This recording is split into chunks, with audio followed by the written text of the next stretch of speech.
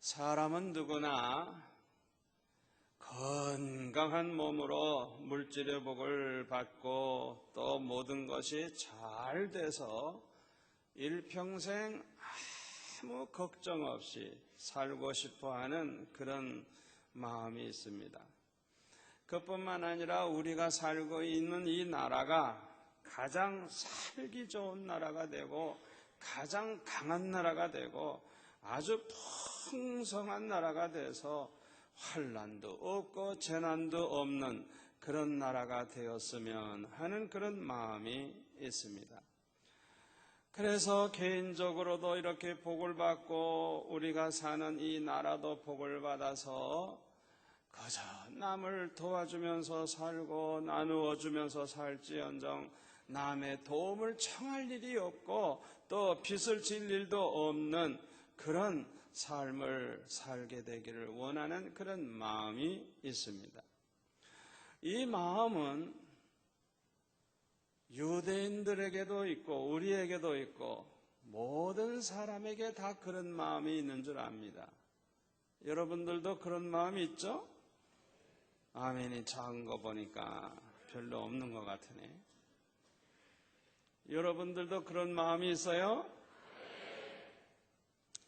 그런데 신명기 28장에 보니까 신명기 28장에 보면은 1절에서 14절까지는 하나님의 말씀을 듣고 하나님의 음성을 듣고 그 말씀대로 순종하는 그 나라와 그 백성들이 얼마나 복을 받는지 거기에 보니까 너를 세계 모든 민족 위에 아주 뛰어나게 해주시고 또 내가 네 하나님 여호와의 말씀을 순종하면 이 모든 복이 내게 임하며 내게 미치게 해주시는데 성읍에서도 복을 받고 들에서도 복을 받게 해주시고 내 몸의 소생과 내 토지의 소생과 내 짐승의 새끼와 우양의 새끼가 복을 받게 해주시고 또 내 강주리와 떡반죽 그릇이 복을 받게 되고 내가 들어와도 복 받고 나가도 복을 받고 대적들이 일어나 너를 치려 하면 여호와께서 그들을 내 앞에서 패하게 하시리니 그들이 한 길로 너를 치러 들어왔으나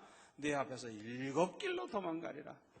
여호와께서 명하사 내 창고와 내 손으로 하는 모든 일에 복을 내리시고 내 하나님 여호와께서 내게 주시는 땅에서 내게 복을 주실 것이며 내가 내 하나님 여호와의 명령을 지켜 그 길로 행하면 여호와께서 내게 맹세하신 대로 너를 세워 자기의 성민이 되게 하시리니 너를 여호와의 이름으로 일컬음을 세계 만민이 보고 너를 두려워하리라.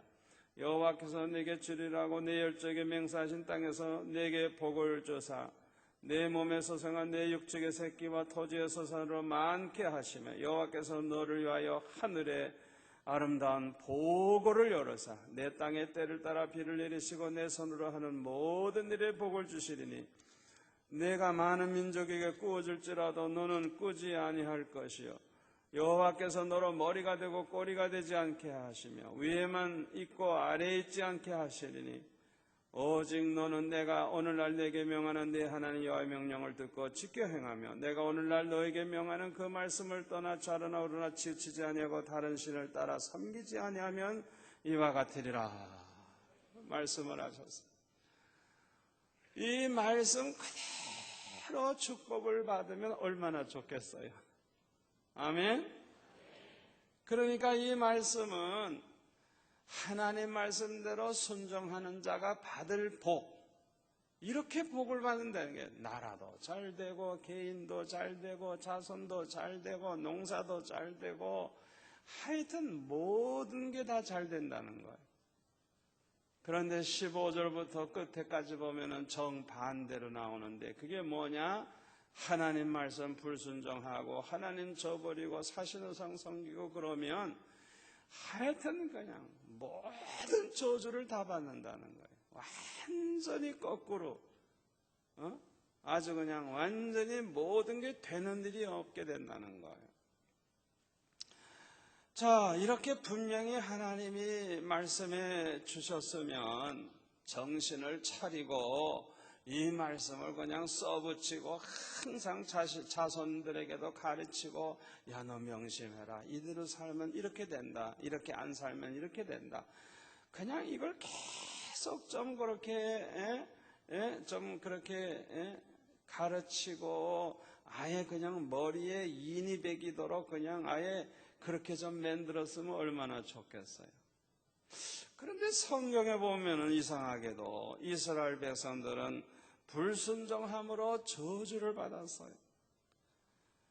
이 1절에서 14절 말씀대로 이 순종하는 자가 받는 복을 그대로 받았으면 좋겠는데 불행하게도 불순종하는 자가 받는 저주를 그대로 받게 됐어요. 얼마나 안타까운 일입니까? 그런데 결국은 저주받고 나라가 망하고 완전히 모든 게 끝날 수밖에 없는 이 민족에게 성경에 보면 하나님께서 일찍이 메시아를 보내주시겠다고 약속을 하셨어요. 창세기 3장 15절에 보면 사탄의 세력을 진멸할 그 여자의 후손을 약속하고 있는데 이건 메시아를 가리키는 거거든요. 창세기 22장 18절에도 보면 세계 만민의 복의 근원이 될 아브라함의 씨, 이 메시아를 가리키는 거거든요. 또 사무엘하 7장 16절 474페이지에 있는데 7장 16절에 보면은 이런 말씀이 나옵니다. 내 집과 내 나라가 내 앞에서 영원히 보존되고 내 위가 영원히 견고하리라 하셨다 하라. 하나님께서 다윗에게 축복을 약속하실 때 이 다윗의 집과 그 나라가 아주 영원히 보존되리라. 이거는 뭘 가리키냐면 다윗의 자손 메시아, 다시 말하면 예수 그리스도를 통해서 영원한 메시아 왕국이 세워질 것을 이것도 약속하시는 그런 예언의 말씀이에요. 그래서 마태복음 1장 1절에 보면 아브라함과 다윗의 자손 예수 그리스도의 세계라. 아브라함의 자손, 다윗의 자손 다 메시아를 가리키거든요. 아브라함과 다윗의 자손 바로 예수 그리스도의 세계다. 예수 그리스도는 메시아를 가리키는 거거든요.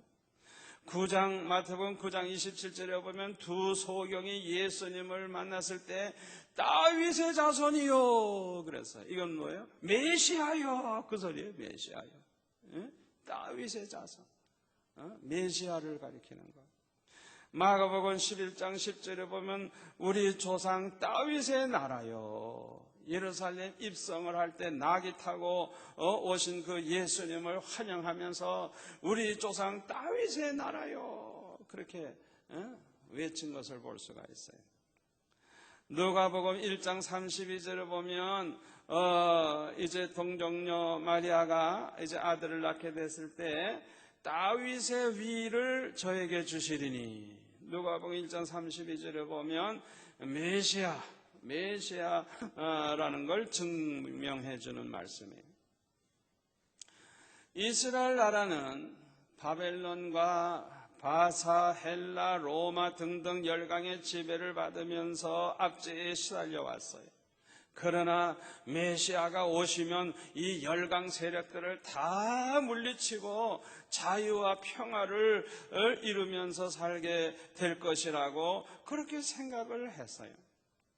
그래서 이스라엘 사람들은 항상 메시아를 간절히 대망하고 살았던 것입니다. 지금도 유대인들은 마찬가지예요. 예수 안 믿는 유대인들은 다 성경이 말하는 그 메시아를 지금도 기다리고 있는 거예요. 베드로도 역시 그런 메시아를 대망한 사람이에요. 야고보와 요한의 어머니는 예수님께 찾아와 가지고 예수님께서 이제 왕이 되시면 자기 두 아들을 예수님 좌우편에 앉게 해달라고 와서 미리 부탁을 다 했어요. 사바한 거예요. 부탁을 했어요. 사실 예수님이 3년 동안의 공생의 기간에 행하신 표적을 보면 그야말로 전지전능하신 분이었어요. 불가능이 없으셨어요. 자, 생각해 보세요. 오병이어의 기적을 일으킬 수 있다고 하면 먹고 살 걱정은 끝난 거예요. 아멘? 그렇잖아요. 먹고 살 걱정 뭐 할 필요는 뭐 있어요? 오병이어의 기적을 일으키시는 거 보면.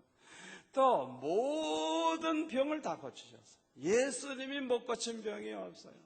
뭐 문둥병을 비롯해 가지고 뭐 소경이고 귀머거리고 할 것 없이 하여튼 예수님께만 나가면 뭐 혈루증 앓던 사람들 뭐 그냥 수십 년 병으로 고생하던 사람도 다 치료를 받았어요. 심지어는 죽은 자를 일으키셨어요. 그러니까 죽음에 대한 걱정도 할 필요 없어요. 또 바람과 바다를 그저 잔잔하라. 그래 잔잔해버려. 태풍이 오면 까불지 말고 가만히 있어라 이러면 되는 거야. 뭐 태풍 걱정할 필요도 없어. 뭐 그냥 아무것도 걱정할 필요. 지진이 일어나려고 그러면 가만히 있어 이러면 되는 거예요.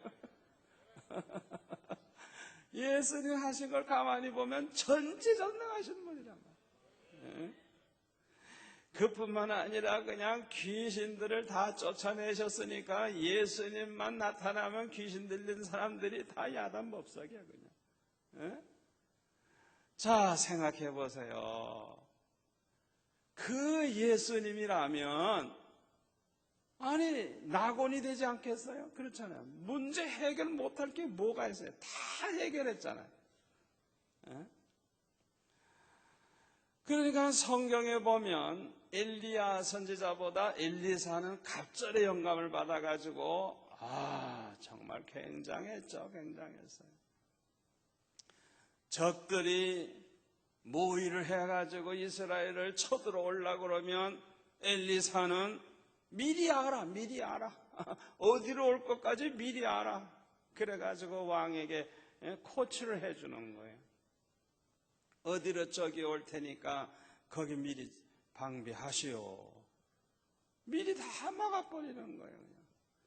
그냥. 원수들 쳐들어오면 다 소경을 만들어버리고. 이야, 엘리사 대단해요. 그래서 내가 엘리사 영감을 7배나 받아야 되겠다. 그래야만 이 나라를 복음화할 수 있다고 생각하는 거예요. 그런데 엘리사와 예수님과 비교해보면 비교가 안 되는 거예요. 엘리사도 대단했지만. 그러므로 제자들은 누구보다도 예수님이야말로 메시아이심을 확신을 했던 것입니다. 바로 우리가 기다리던 바로 그 메시아구나. 세상에 이런 전지전능한 분이 어디 있겠어요? 하나님이 약속하신 그 메시아. 머지않아 이 나라가 이제 최강국이 되고 망하지 않는 영원한 나라가 되리라고 생각을 했을 것입니다. 그런데요, 오늘 본문 21절에 보면 예수님께서 갑자기 이상한 말씀을 하세요. 21절에 보면 뭐라 그래요? 이때로부터 예수 그리스도께서 자기가 예루살렘에 올라가 장로들과 대제사장들과 서기관들에게 많은 고난을 받고 죽임을 당하고 제3일에 살아나야 할 것을 제자들에게 비로소 가르치시니, 예수님께서 많은 고난을 받는데 이 장로님들과 제사장들과 서기관들에게서 많은 고난을 받는데 아이고 죽임을 당한대. 이거는 전혀 상상도 할 수 없는 일이에요. 이거는. 아니 어떻게 이 전지전능하신 이 예수님 메시아가 어떻게 그런 시시한 인간에게 고난을 받고 죽임을 당한단 말이에요. 그래서 22절에 보면 베드로가 뭐라 그럽니까? 예수님을 붙들고 가나야 가로되 주여 그리 마옵소서, 이 일이 결코 주에게 미치지 아니하리이다. 너무나도 생각 밖의 말씀을 하시니까 절대로 그런 일은 있을 수 없습니다. 절대로 그런 일이 있어서는 안 된다고 하면서 아주 예수님을 붙잡고 그렇게 간절히 그렇게 얘기를 했어요. 이때 예수님께서 뭐라고 말씀하셨어요? 23절에 사탄아 내 뒤로 물러가라. 사탄이라고 그냥. 왜 사탄이라고 말씀하셨어요? 첫째로는 너는 나를 넘어지게 하는 자로다. 예수님으로 하여금 넘어지게 하는 자, 죄짓게 만드는 자, 하나님의 뜻을 저버리게 만드는 그런 자, 예수님으로 하여금 실패케 하도록 만드는 그 사탄 노릇을 하는 거라는 것이죠. 그 다음에 두 번째는 네가 하나님의 일을 생각지 않고 도리어 사람의 일을 생각하는도다. 사람의 일은 뭐예요? 자기 스승이 죽는다 그러니까 아이고 죽으면 안 돼요. 그 말 그거 할 수 있잖아요. 그건 사람의 도리로서 할 수 있는 거예요. 그건 당연해요. 그런데 너는 사람의 일만 생각하고 하나님의 일은 생각지 아니한다고 하면서 책망을 하신 거예요.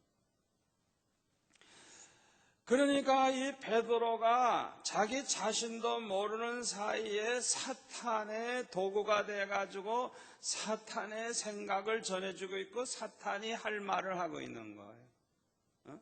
그러니까 사탄아 내 뒤로 물러가라 책망을 하신 거예요.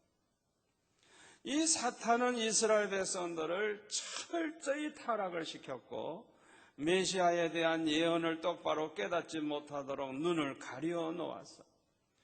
그래서 타락한 이스라엘 백성들은 엉뚱한 메시아를 대망하게 된 것입니다. 다시 말하면 아주 그냥 다윗 왕과 같은 그런 메시아, 그래서 아주 최강국이 되고 잘 사는 나라가 되고 부유한 나라가 되고 영원히 망하지 않는 나라가 되고 이 지상에 이루어지는 이스라엘 나라가 뭐 굉장한 나라가 되는 그런 생각만 한 거예요. 그런데 사실상 성경에 보면 그렇게 한쪽으로만 생각하는 것이 잘못됐다는 걸 보여주는 말씀이 있는데 이사야 53장 1절에서 9절까지 보면 고난받는 메시아에 대해서 구체적으로 예언하고 있어요. 거기에 보면은 6절에 보면 대속의 죽음을 죽으실 걸 예언했고 9절에 보면 부자의 무덤에 묻히실 것까지 구체적으로 말씀했고 11절에 보면 그들의 죄악을 친히 담당하리라고 분명히 말씀하고 있어요. 여기에 보면 예수님께서 고난받으시고 죽으실 것을 그래서 무덤에 묻히실 것을 다 말씀하셨는데 이 모든 고난은 모든 우리의 죄악을 친히 담당하시는 그런 대속의 죽음을 당하실 걸 이사야 선지자는 분명히 예언을 한 거예요. 그런데도 이스라엘 사람들은 깨닫지를 못했던 것입니다.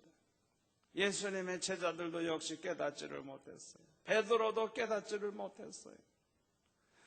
그러니까 예수님이 고난받는다, 메시아가 고난받는다는 그것에 대해서는 받아들이질 아니한 거예요. 관심이 거기에는 전혀 없는 거예요. 그러니까 이 말씀이 보이질 않는 거예요. 이사야 53장 이걸 읽은 사람이라면 정신을 좀 차려야 되는데 이 말씀에 대해서 아무도 관심을 갖지 않은 거예요. 그리고 자꾸만 정치적인 아주 굉장한 메시아 그것만 생각을 한 거예요. 신약 성경 중에 사복음을 보면은 우리가 비로소 메시아에 대해서 똑바로 알게 됩니다. 창세기 3장 15절에 나오는 여자의 후손, 이사야 7장 14절에 보라 처녀가 잉타하여 아들을 낳을 것이요 그 이름을 임마누엘이라 하리라 하신 이 예언대로 그대로 예수님은 동정녀 마리아 몸에 성령으로 잉태돼서 사람의 몸을 입고 이 세상에 오셨어요. 미가서 5장 2절에 예언된 대로 베들레헴에 탄생을 하셨어요.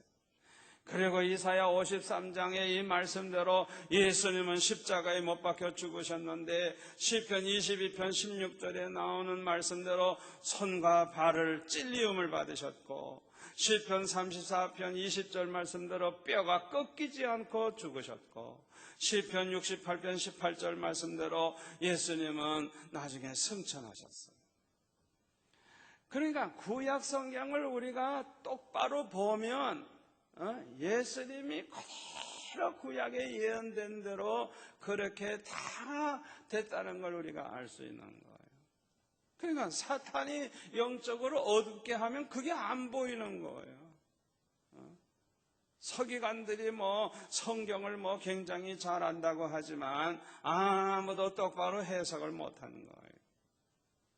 베드로도 역시 마찬가지, 제자들도 마찬가지. 그러니까 예수님 따라다녀도 예수님이 무슨 굉장한 왕이 되리라는 그런 기대감을 가지고 따라다닌 거예요.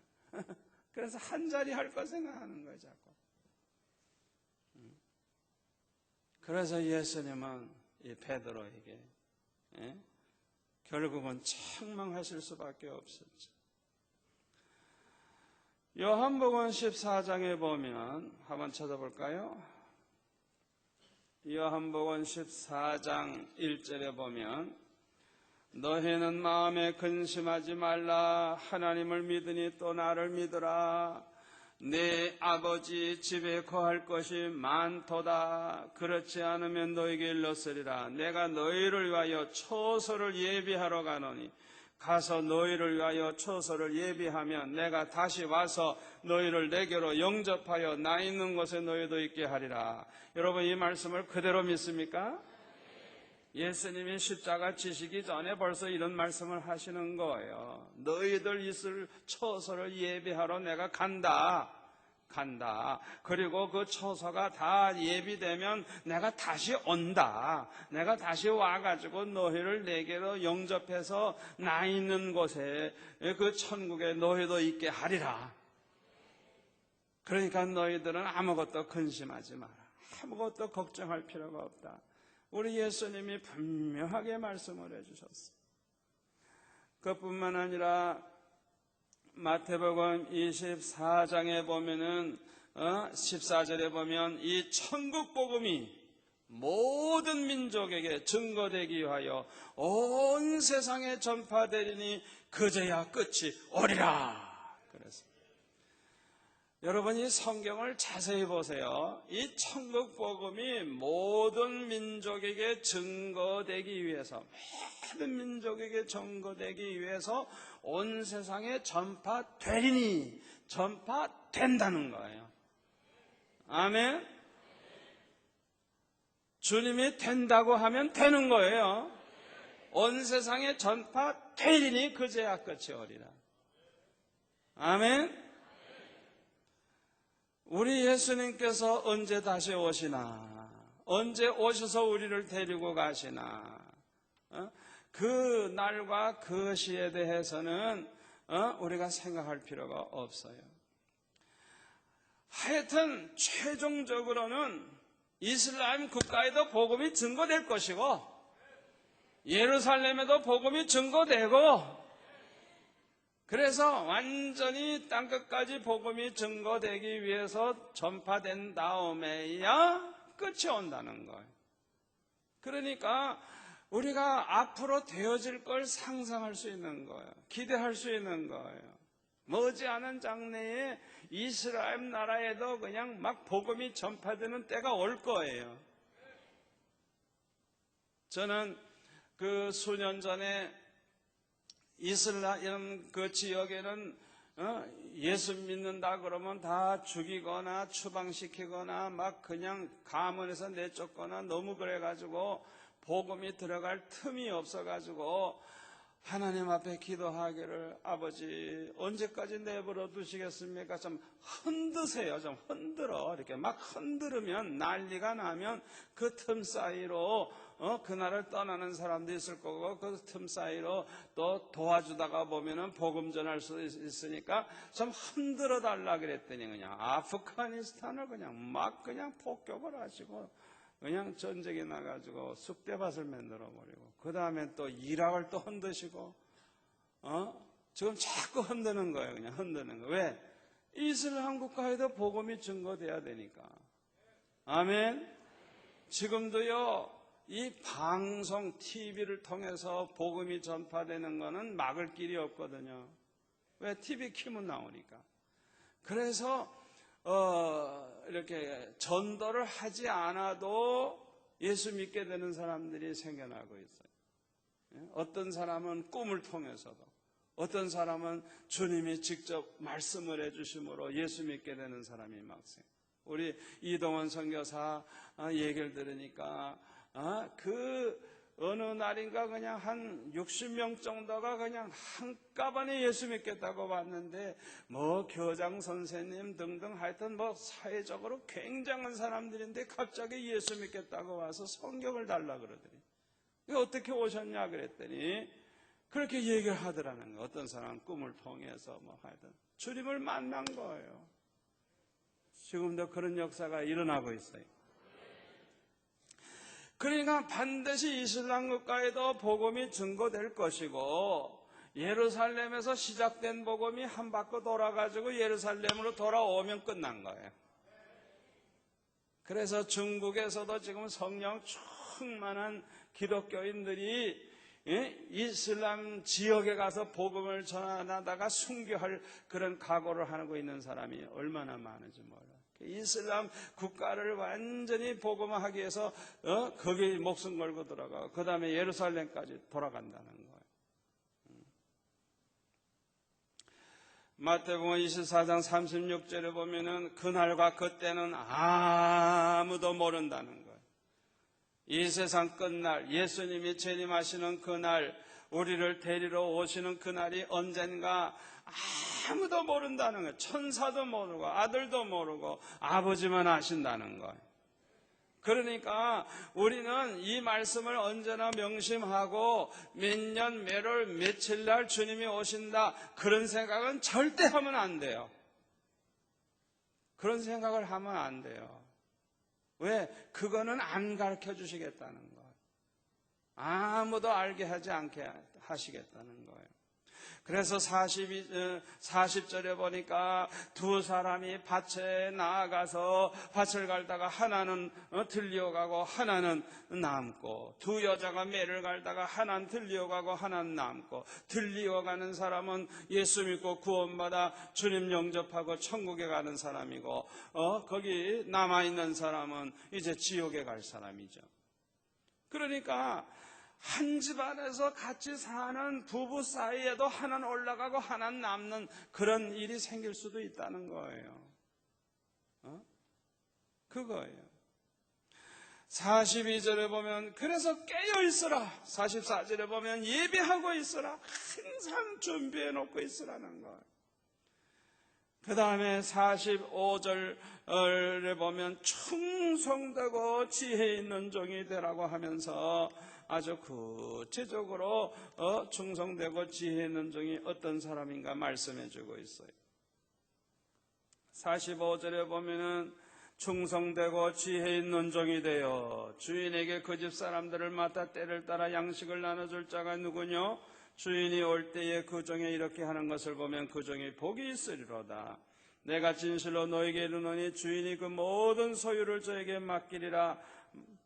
그 다음에 48절부터 보면 악한 종이 나와요. 악한 종. 만일 그 악한 종이 마음에 생각하기를 주인이 더디오리라 하여 동무들을 때리며 술친구들로 더불어 먹고 마시게 되면 생각지 않은 날 알지 못하는 시간에 그 종의 주인이 이르러 어미 때리고 외식하는 자에 받는 율에 처하리니 거기서 슬피 울며 이를 갈미 있으리라. 충성되고 지혜 있는 종과 악한 종으로 나누어지는 거예요. 예수 안 믿는 사람, 교회 안 다니는 사람은 그건 뭐 생각할 필요도 없고, 문제는 교회를 다니는데 겉으로 볼 땐 교인인데 두 종류로 나누어지는 거예요. 충성되고 지혜 있는 종이 있는가 하면 악한 종이 있는 거예요. 악한 종. 이 사람들이 누굴까요? 성령으로 거듭나지 못한 사람들 가리키는 거예요. 교회 나와서 집사도 되고 장로도 되고 권사도 되고 목사도 되고 부목사도 되고 전도사도 되고 선교사도 됐는데 악한 종, 악한 종. 이 악한 종의 특징이 뭐예요? 거듭나지 못한 사람들. 그래가지고 방탕한 짓을 하는 거예요. 남을 때리고 못살 결구고 악하니까. 술친구들 더불어 먹고 마시게 되면 이게 방탕한 생활을 하는 거예요. 이렇게 둘로 갈라지는 거예요. 항상 예비하고 있어야 되는데 예수님이 뭐 금방 오실까 한 20년쯤 되면 오실지 모르지 뭐 이런 생각하는 사람 요거 위험한 사람이에요. 절대 그렇게 말하면 안 돼요. 성경 말씀대로라면 오늘 밤에 오실지도 모르는 거예요. 아멘. 우리는 몰라요. 복음이 얼마나 전파됐는지 몰라요. 우리는 하여튼 전파되면 오신다 그랬으니까. 믿는 것과 전파되는 건 다른 거예요. 전파된다고 다 믿나요? 아니에요. 그러니까 하여튼 온 세상에 전파되리니 그제야 끝이 오리라 그랬거든요. 그런데 마태복음 24장 29절부터 보면은 환난 후에, 큰 환난 후에 예수님이 재림을 하시는데 그때에 30절에 보면 통곡하는 사람들이 나오고 31절에 보면 택하신 자들을 세계 방방 곳곳에서 다 이렇게 모으신다 그랬어요. 모으신다고. 큰 환난 후에 예수님이 오시는데 얼마나 큰 환난이냐? 22절에 보면 창세 이후로 그런 환난이 없었다는 거예요. 앞으로도 없다는 거예요. 그렇게 큰 환난이 있는데 택하신 자들을 위하여 그날을 감해 주시겠다. 요 말씀이 얼마나 중요한가 하니 아무리 세상에 환난이 일어나고 뭐 야단법석을 해도 절대 주권을 가지신 하나님, 하늘과 땅을 주장하시는 하나님이 항상 누구를 관심 있게 초점을 두고 있어요? 택하신 자들. 아멘. 택하신 자들. 노아 시대에 전 세계 인구가 얼마나 됐는지 모르지만 하나님의 관심 초점은 언제나 노아에게 있었던 거예요. 아멘. 마지막 때도 마찬가지예요. 여러분 아무것도 걱정하지 마시기 바랍니다. 세상에 일어나는 일이 우연하게 일어나는 거 하나도 없는 거예요. 공중에 나는 참새 한 마리 떨어지는 것도 하나님의 허락이 없이는 안 되는 거예요. 여러분 택하신 자들을 위하여 그날을 감해 주시겠다. 그러니까 이 택하신 백성들을 항상 중심으로 해서 하나님이 이 모든 환난도 허락하시고 세상의 모든 재난도 허락하시고 하나님이 모든 걸 주장하시는데 항상 하나님은 택하신 자들을 기억하고 계시는 거예요. 아멘. 이걸 여러분들이 꼭 기억하시기를 바랍니다. 그래서 우리 주님이 다시 재림하시는 그날에는 통곡하는 자들, 보고 통곡할 자가 있어요. 그 다음에 그때 주님이 모으신다 그랬으니까 주님께 다 올라가는 사람들이 있는 거예요. 데살로니가 전서 4장 13절 332페이지 우리 다 찾아보실까요? 332페이지 데살로니가 전서 4장 13절 형제들아 자는 자들에 관하여는 너희가 알지 못함을 우리가 원치 아니하노니 이는 소망 없는 달인네와 같이 슬퍼하지 않게 하려 함이라. 왜 예수 믿는 사람들은 죽은 것을 잔다고 하느냐? 다시 부활하기 때문에 이렇게 잔다고 표시를 하고 있어요. 14절 우리가 예수에 죽었다가 다시 사심을 믿을진데 이와 같이 예수 안에서 자는 자들도 하나님이 저와 함께 데리고 오시리라. 우리가 주의 말씀으로 너에게 이것을 말하니 주 강림하실 때까지 우리 살아남아 있는 자도 자는 자보다 결단코 앞서지 못하리라. 16절 보세요. 주께서 호령과 천사장의 소리와 하나님의 나팔로 친히 하늘로 쫓아 강림하시리니. 예수님이 오실 때는 굉장합니다. 재림하실 때는요 굉장해요. 그런데 그리스도 안에서 죽은 자들이 먼저 일어난다는 거예요. 그래서 14절에 보면 그들을 함께 데리고 오시는 거예요. 예수님이 오실 때 많은 성도들이 함께 오는 걸 우리가 보게 돼요. 왜? 먼저 부활했거든.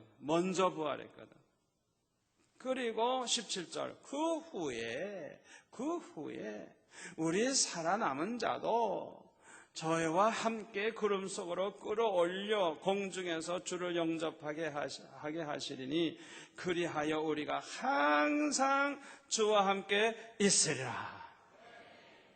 이제는 모든 세상 고생 끝난 거예요. 주님 재림하시면 이제 주님과 함께 영원히 함께 사는 거예요. 아멘. 불신자들과 악한 종들은 심판과 멸망이 있게 돼요. 요한복음 5장 29절에 보면 선한 일을 행한 자는 생명의 부활로, 악한 일을 행한 자는 심판의 부활로 나오리라. 부활이 두 종류가 있다는 걸 알 수가 있어요. 그러니까 생명의 부활은 예수님 재림하실 때 먼저 일어난, 예수 그리스도 안에서 죽은 사람, 예수 믿고 죽은 사람들이 먼저 일어나는데 그때가 생명의 부활이에요. 생명의 부활. 그 다음에 악한 일을 행한 자는 심판의 부활이 있는데 이 사람은 언제 부활하느냐? 요한계시록 20장 7절에 보면은 천년 왕국 후에 이 부활이 있게 되는 거예요. 요한계시록 20장 7절을 한번 볼까요? 20장 7절. 천년이 참에 사탄이 그 옥에서 놓여 나와서 땅의 사방 백성 곡과 마곡을 미혹하고 모아 싸움을 붙이리니 그 수가 바다 모래 같으리라. 저 해가 지면에 널리 퍼져 성도들의 진과 사랑하는 성을 두루매 하늘에서 불이 내려와 저희를 소멸하고 또 저희를 미혹하는 마귀가 불과 유황못에 던지우니 거기는 그 짐승과 거짓 선지자도 있어 세세토록 밤낮 괴로움을 받으리라. 또 내가 크고 흰 보좌와 그 위에 앉으신 자를 보니 땅과 하늘이 그 앞에서 피하여 간데없더라. 내가 또 보니 죽은 자들이 물은 데서 하고 그 보좌 앞에 섰는데 책들이 펴있고 또 다른 책이 펴졌으니 그 생명책이라. 죽은 자들이 자기 행위를 따라 책들에 기록된 대로 심판을 받으니 바다가 그 가운데서 죽은 자들을 내어주고 물에 빠져 죽은 사람도 다 살아나요. 또 사망과 음부도 그 가운데서 죽은 자들을 내어주매 다 이게 이제 심판의 부활이에요. 각 사람이 자기 행인대로 심판을 받고 사망과 음부도 불못에 던지니 이것은 둘째 사망과 불못이라. 누구든지 생명책에 기록되지 못한 자는 불못에 던지더라. 아멘. 여러분 앞으로 될 일을 머릿속에 정리를 해보세요. 앞으로 될 일을 정리해보세요.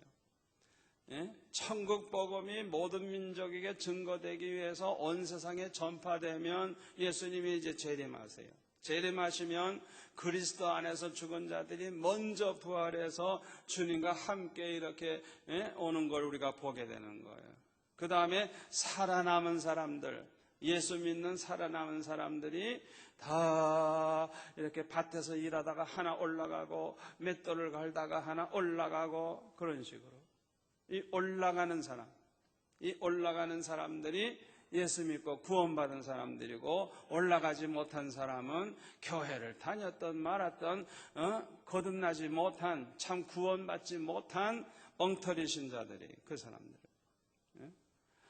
그렇게 해서 올라가서 1000년 동안, 요한계시록 20장 4절에 보면 1000년 동안 왕 노릇할 사람들이 나오죠.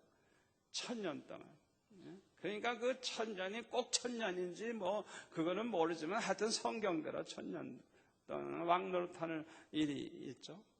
그 1000년 왕국이 1000년이 찬 다음에는 이제는 심판의 부활, 모든 지구상에 심판받아 죽은 인간들, 다 죽었던 인간들이 다 살아나가지고 흰 보좌 앞에 서서 심판을 받는데 책이 하나 펴져 있는데 거기에는 우리가 죄를 범한 게 다 기록이 되어 있는 거예요. 그래서 자기 행한 대로 심판을 받고 영원한 불못 지옥에 들어가서 영원히 고통을 당하게 된다는 거예요. 자, 우리가 이 사실을 안다고 하면 우리가 어떤 목표를 가지고 살아야 되느냐? 첫째 목표는 불신자들을 예수 믿어 구원 얻게 하는 신자로 만드는 이 목표를 첫째로 가져야 돼요. 교회 나오는 사람이라고 해서 다 신자가 아니에요. 교회 그냥 나오지만은 아직도 믿음으로 구원받지 못한 사람이 너무 많아요. 그래서 확실하게 성령으로 거듭난 신자가 돼야 그 사람이 구원받았다는 걸 알 수 있는 거예요. 아멘. 첫째 목표는 불신자를 신자로 만드는 것. 두 번째 목표는 이 신자들을 성숙한 믿음의 사람으로 양육하는 것. 쭉쟁이 교인이 아니라 알곡 신자가 되게 만드는 것. 아멘. 이게 두 번째 목표예요. 세 번째 목표는 뭐냐? 충성되고 지혜 있는 종이 되는 거예요. 주님과 복음을 위하여 모든 것을 바치는 헌신자가 되어서 땅끝까지 복음 전하는 일을 하는 거예요. 이것이 바로 주님의 제자가 되는 거예요. 여러분은 어떤 사람이 되기를 원합니까? 여러분들은 신자가 될 뿐만 아니라 성숙한 믿음의 사람, 알곡 신자가 되시기를 바랍니다. 한 걸음 더 나아가서 주님과 복음을 위해서 모든 것을 바치는 헌신자가 되셔서 땅끝까지 복음을 전하다가 주님을 맞이하는 성도가 되시기를 축원합니다. 그렇다고 하면 우리가 주님의 말씀에 귀를 기울여야 돼요. 오늘 본문 마태복음 16장 24절의 말씀이에요. 우리 주님이 뭐라고 말씀하셨어요? 아무든지 나를 따라오려거든 자기를 부인하고 자기 십자가를 지고 나를 쫓을 것이니라. 첫째로는 자기를 부인해야 된다는 거예요. 자기를 부인해야 된다는 거예요. 여러분 잘 생각해 보세요. 나에게 가장 큰 문제가 되는 게 뭘까요? 나에게. 여러분은 여러분에게. 나에게는 뭐가 제일 문제가 되는 줄 알아요? 나 자신이 제일 큰 문제예요. 여러분은 여러분 자신이 제일 큰 문제예요. 내 안에 있는 욕심, 내 생각, 내 정력, 내 계획, 내 목표, 내 꿈, 이게 가장 주님을 따르는 데 방해가 되는 거예요. 여러분 다른 건 너무 걱정하지 마세요. 바깥의 건 너무 걱정하지 마세요. 제일 내가 주님을 따라가는 데 방해가 되는 게 나 자신이에요. 내 생각, 내 욕심, 내 정욕, 내 생각. 이것이 항상 문제가 되는 거예요. 제일 큰 원수는 내 안에 있는 거예요. 그러니까 예수님이 말씀하시기를 첫째로 자기를 부인해야 된다는 거예요. 자기를 부인해야 된다는 거예요. 자기를 따라가면 안 되는 거예요. 자기를 따라가면 안 돼요. 자기 자신은 부인하고 우리는 주님을 따라가야 되는 거예요. 아멘. 저는 목회를 하면서 제일 아주 정말 큰 문제가 나에게 있다는 걸 깨달았어요. 오래전에 우리 교회가 한 50만 명 모으는 대집회를 하겠다고 여기 벌판에서 그냥 집회 계획을 하고 사흘 동안 했을 때 목표 달성을 못했어요. 50만 명을 못 모았어요. 나중에 좀 화가 나요. 그래서 부교육자들을 좀 기합을 주려고 너무너무 그냥 속상해가지고 그렇게 생각을 하면서 기도를 이제 하는데 갑자기 깨달음을 주시는데 처음부터 끝까지 성공할 수 없도록 만드는 방해꾼이 나 자신이라는 걸 주님이 깨닫게 하시는데 모든 원인이 나에게 있고 책임이 나에게 있고 내가 가장 문제가 됐다는 사실을 깨닫게 하시는데 그 다음부터는 내가 주님 앞에 내가 잘못됐다고 회개할 거 외에는 할 말이 아무것도 없어서 부교육자들 기합 안 줬어요. 그냥 수고했다고 그러고 끝냈어요. 그 깨달음이라는 건 정말 백만물짜리 깨달음이에요. 여러분, 이 교회 부흥이라는 것도 그래요. 우리가 뭐 전도 많이 하고 뭐 하고 이러면 사람의 방법으로 부흥된다고 하면 지구상에 부흥 안 될 교회가 어디 있어요? 사람의 방법대로 해서 다 된다면 큰 교회 안 될 교회가 어디 있어요? 다 되지. 방법으로 되는 게 아니에요. 주님이 보내주셔야 오는 거예요. 우리는 그릇이에요. 그릇. 하나님 마음에 드는 그릇만 되면, 깨끗한 그릇만 되면, 주님을 기쁘시게 하는 그릇만 되면 하나님이 채워주시는 거예요. 보내주시는 거예요. 주님이 나에게 하신 말씀이 그거예요. 네가 수영로교회를 세운 게 아니다. 내가 세웠느니라. 네가 잘나서, 네가 설교 잘해서, 네가 훌륭해서 부흥되는 게 아니다. 내가 내 양들을 모아주는 것이다. 주님이 이렇게 모아주신대요. 모아주신대요. 그러니까 저는 그 음성을 들은 다음부터는요, 다른 걱정은 할 필요가 없어. 내가 방에만 안 놀면 되는 거야. 나라고 하는 인간이 하나님 보실 때 합당치 못한 인간이 되면 결국은 주님 하시는 일을 내가 방해하게 되는 거 아니겠어요?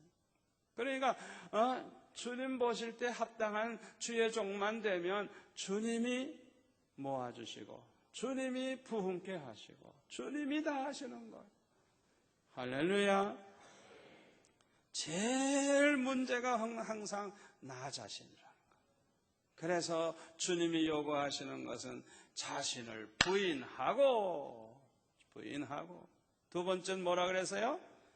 자기 십자가를 지고 나를 쫓을 거예요. 십자가가 뭐예요? 고난이죠. 여러분, 십자가에 못 박히면 고난이잖아요. 이 십자가의 죽음 얼마나 큰 고난입니까? 그러니까 이 십자가는 고난을 가리키고 죽음을 가리키는 거예요. 그래서 25절에 보면 뭐라 그랬어요? 25절에 누구든지 제 목숨을, 마태복음 16장 25절, 누구든지 제 목숨을 구원코자 하며 잃을 것이요 누구든지 나를 위하여 제 목숨을 잃으면 찾으리라. 사람이 만일 온 천을 얻고도 제 목숨을 잃으면 무엇이 유익하리요? 사람이 무엇을 주고 제 목숨을 바꾸겠느냐? 한마디로 말해서 죽을 각오해라 이거예요. 십자가 지고 나를 쫓으라는 거는 죽을 각오하라는 거예요. 목숨을 바칠 각오를 하라는 거예요. 아멘. 자, 그렇게 하면 27절에 뭐라 그랬어요?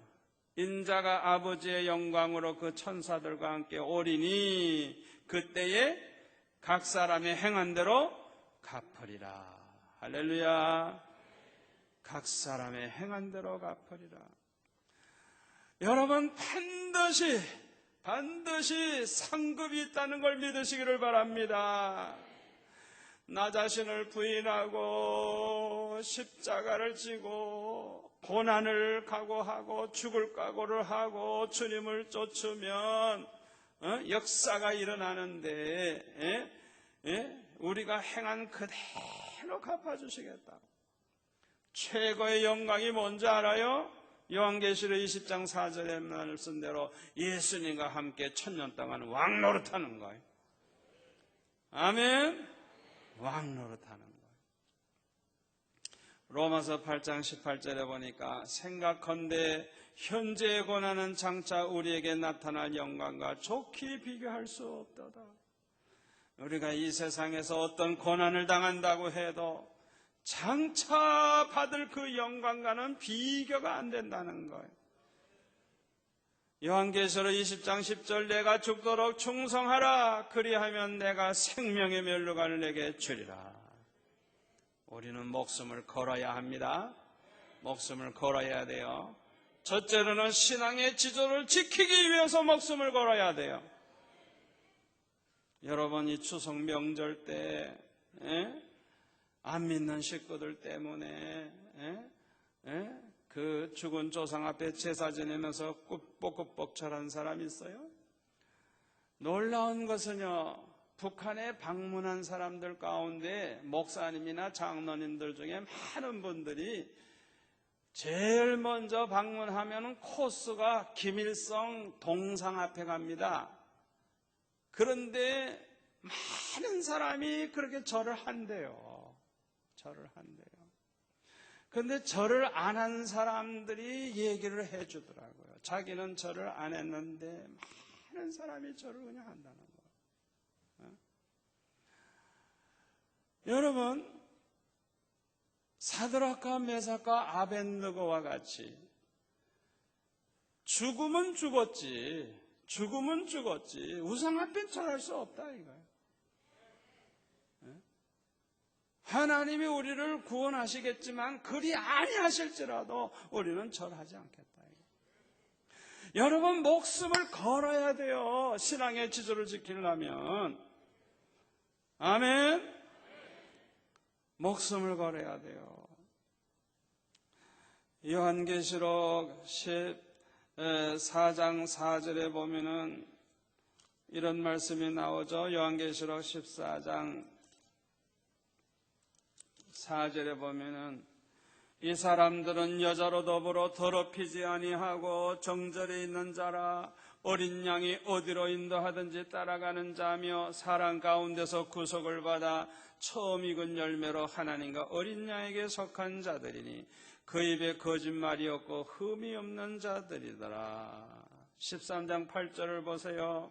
13장 8절 내가 아주 좋아하는 말씀인데 죽임을 당한 어린 양의 생명책의 창세 이후로 농명되지 못하고 이 땅에 사는 자들은 다 짐승에게 경배하리라.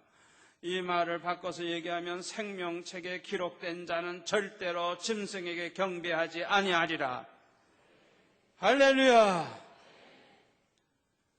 생명책에 그 이름이 기록된 성도들은 절대로 우상 앞에 절하지 않는다. 절대로 신앙의 지조를 지킨다는 거예요. 할렐루야. 저는 이 말씀대로 될 줄 믿습니다. 성경에 된다고 하면 되는 거예요. 우리가 지금 미리 걱정할 필요가 없어요. 그 상황을 당했을 때 어떻게 할까 걱정할 필요도 없어요. 내가 성령으로 거듭난 자요, 믿음으로 구원받은 자요, 어린 양 예수님의 생명책에 이름이 기록된 자라고 하면 성경에 보니까 이긴다고 했으니까 이기는 거예요. 이길 힘을 주실 줄 믿습니다. 두 번째로는 주님과 복음을 위하여 목숨을 걸어야 돼요. 첫째로는 신앙의 지조를 지키기 위해서 목숨을 걸어야 되고, 두 번째로는 주님과 복음을 위해서 목숨을 걸어야 돼요. 마가복음 10장 29절에 보면 뭐라 그랬어요? 주님과 복음을 위해서 땅을 바치고 집을 바치고 부모 형제 자녀들을 바친 사람들, 핍박을 겸하여 받긴 받아도 금세 100배의 축복을 받고, 아멘, 100배의 축복을 받으리라고. 영생을 얻지 못할 자가 없으리라. 우리 주님의 이 말씀을 우리는 믿습니다. 주님과 복음을 위해서 뭐든지 다 드릴 수 있는, 주님과 복음을 위해서 목숨까지도 드릴 수 있는 그런 성도가 될 수 있기를 바랍니다. 누가 이렇게 될 수가 있을까요? 성령 충만한 정도는 될 수 있어요. 내 힘으로는 안 돼도 성령 충만하면 됩니다. 예수님의 제자들을 보세요. 성령 충만하기 전에는 다 두려워하고 숨고 벌벌 떨고 아무것도 못했지만은 성령 충만 받으니까 그 다음부터는 그냥 어디서 그런 용기가 생겼는지 그냥 담대하게 나아가서 복음을 전하고 기적이 막 일어나고 표적이 일어나고 복음이 전파되고 그래가지고 오늘까지 이어오고 있잖아요. 할렐루야. 저와 여러분도 마찬가지예요. 이 마지막 때에 우리가 정말 알곡 신자가 되고 우리가 주님을 위해서 복음을 위해서 충성하는 지혜로운 종이 되려고 하면 성령 충만함을 받지 않으면 안 되는 거예요. 할렐루야. 나 자신을 부인하고 내 십자가를 지고 주님을 쫓는 것도 내 힘으로는 할 수가 없어요. 그러나 성령 충만하면 됩니다. 여러분들은 이번 추석 명절에 다 승리하셨죠? 오늘 밤 이 자리에 나온 것 자체도 여러분이 승리한 증거인 줄로 믿습니다. 하나님께서 분명히 하늘의 복과 땅의 복을 넘치게 하실 줄 믿습니다.